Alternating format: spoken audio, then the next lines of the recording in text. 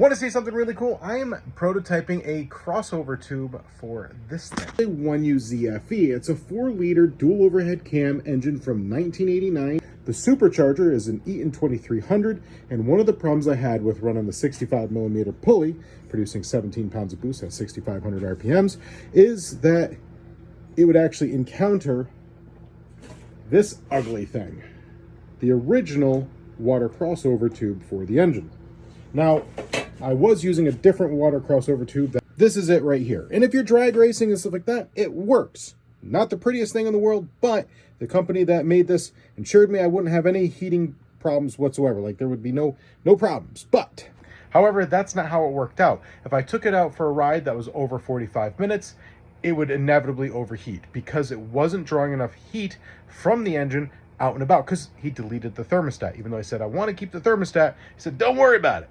And unfortunately, it came back and nipped me in the butt. Next step is actually partnering up with a company or finding a CNC shop that will end up making this part, these two parts, and that part right there. And then we weld the tubes together and stuff like that. But what we have is the water coming in on this side. Here's our bypass. This is our thermostat housing. These are our two sensors, and that's our crossover.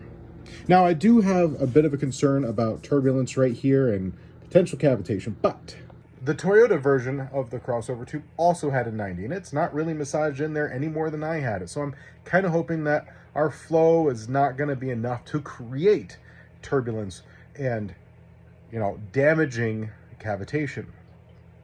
Shouldn't. But that's why we test things. But other than that, the only thing left is to make it and actually make it work, because this plastic won't hold up. But yeah, that's one of the things I've been working on. A water crossover tube with these are going to have to be welded in. This is actually going to have a boss. I've changed the design, so that's going to be drilled and tapped. But I want to be able to just use regular tube for these. What do you guys think about my water crossover tube?